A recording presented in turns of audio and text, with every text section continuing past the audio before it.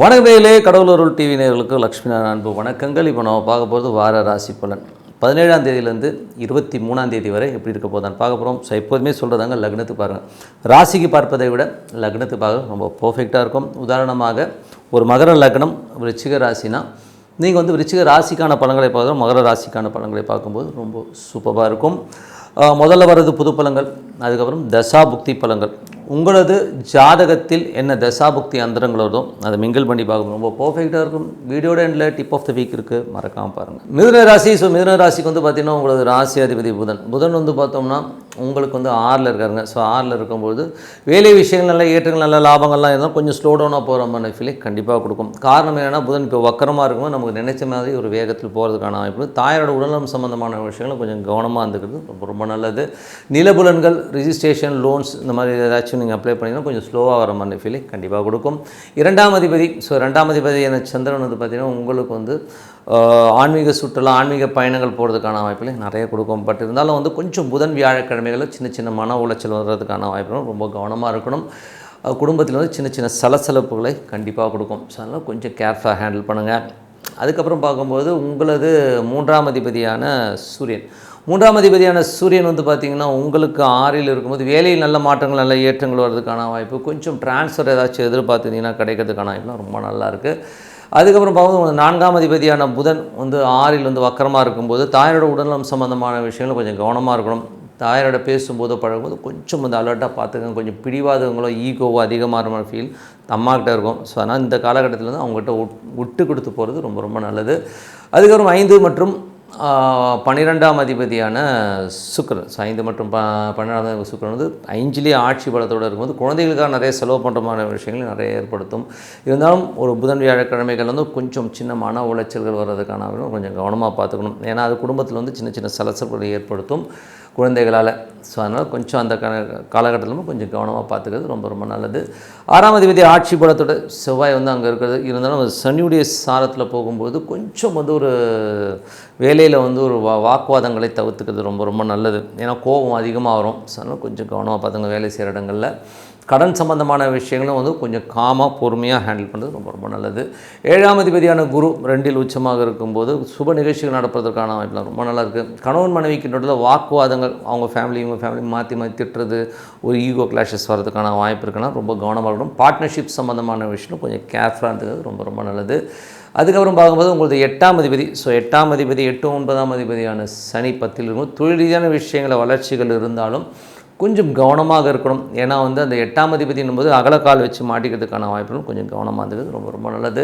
அதுக்கப்புறம் உங்களுக்கு 11ஆம் அதிபதியான செவ்வாய். 11ஆம் அதிபதியான செவ்வாய் வந்து பார்த்திங்கன்னா உங்களுக்கு வந்து 6ல் இருக்கும்போது வேலை விஷயங்கள் நல்ல ஏற்றங்கள் நல்ல லாபங்கள் வரதுக்கான வாய்ப்புகள் இருக்குது. கொஞ்சம் கோபதாபங்களை மட்டும் கண்ட்ரோல் பண்ணிக்கணும். மற்றபடி என்னங்க இதுவரை பார்த்த பொது பலன்கள் இப்போ பார்க்கும்போது தசாபுக்தி பலன்கள். மிதுன லக்னமாக இருந்து சூரியன் தசாபதி. சூரியன் 3ஆம் அதிபதி 6ல் இருக்கும். வேலையில் நிறைய மாற்றங்கள் இருக்கும். கொஞ்சம் சேஞ்ச் ஓவர்ஸ் ட்ரான்ஸ்ஃபர்லாம் எதிர்பார்த்திங்கன்னா கண்டிப்பாக கிடைக்கிறதுக்கான வாய்ப்புலாம் ரொம்ப நல்லாயிருக்கு. ஸோ மிதுன லக்னமாக இருந்து சந்திரன் தசாபதி. சந்திரன் வந்து பார்த்திங்கன்னா கலைத்துறையில் இருக்கிற சிறப்பான விஷயம் நல்ல ஏற்றங்கள் கொடுத்தாலும் கொஞ்சம் வேலை விஷயங்களில் வந்து பார்த்திங்கன்னா புதன் வியாழக்கிழமைகள் வந்து சின்ன மன உளைச்சலோ ஒரு மன வருத்தங்களோ கொடுக்கும். கடன் சம்மந்தமான விஷயங்களையோ வேலையிலையோ கொஞ்சம் கவனமாக இருந்தது ரொம்ப ரொம்ப நல்லது. ஏன்னா சந்திரன் வந்து அப்போ ஒரு சிக்கத்துக்கு போகும்போது கொஞ்சம் நீச்சமாகிற காலகட்டத்தில் வந்து குடும்பத்தில் வந்து ஒரு மன உளைச்சல் மனக்காயங்களை கண்டிப்பாக ஏற்படுத்தும்.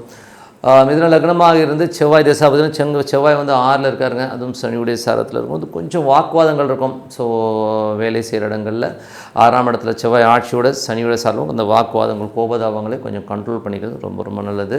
மிதுன லக்னமாக வந்து ராகு தசாபதி. ராகு வந்து 9ஆம் இடத்துல இருந்து அது குருடைய சாரத்தில் இருக்கும்போது நிறைய பிரயாணங்களால் நல்ல லாபங்கள் வர்றதுக்கான ரொம்ப சிறப்பாக இருக்குது. மிதுன லக்னமாக வந்து குரு தசா புத்தியந்திரங்கள். குரு 2ல் உச்சமாக இருக்கார். ஸோ சிறப்பான பலன்கள் எதிர்பார்த்த ஒரு வருமானங்கள் நல்ல பெருசாக வர்றதுக்கான வாய்ப்புலாம் ரொம்ப நல்லாயிருக்கு.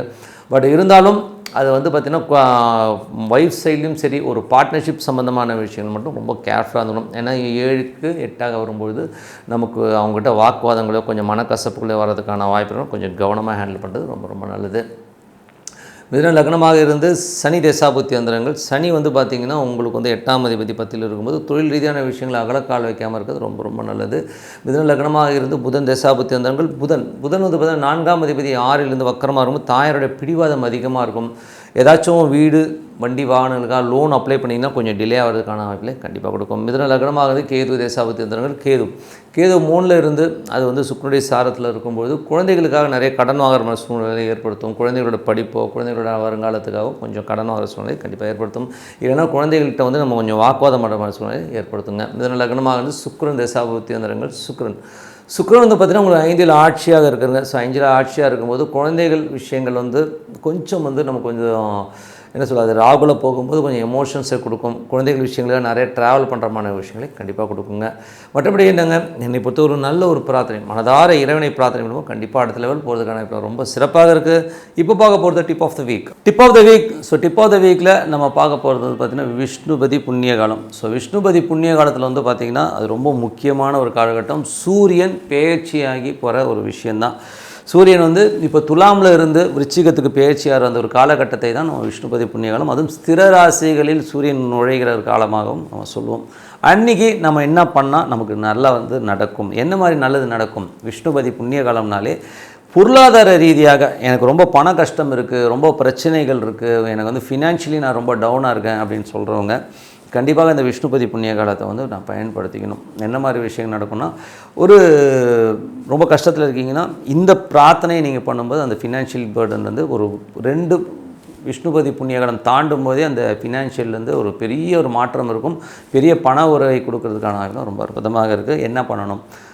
அது வந்து பார்த்திங்கன்னா விஷ்ணுபதி புண்ணிய காலம் உங்களுக்கு வர்றது வந்து பார்த்திங்கன்னா 17ஆம் தேதி அன்றைக்கி கார்த்திகை 1, ஓகேங்களா? 17ஆம் தேதி அன்றைக்கி நீங்கள் காலையில் 10:30 மணிக்கு வருதுங்க. ஸோ காலையில் வந்து 10:30 மணிக்குள்ளாக, அதாவது முதல் நாள் நைட்டு தான் அது பயிற்சி ஆகுது சூரியன்.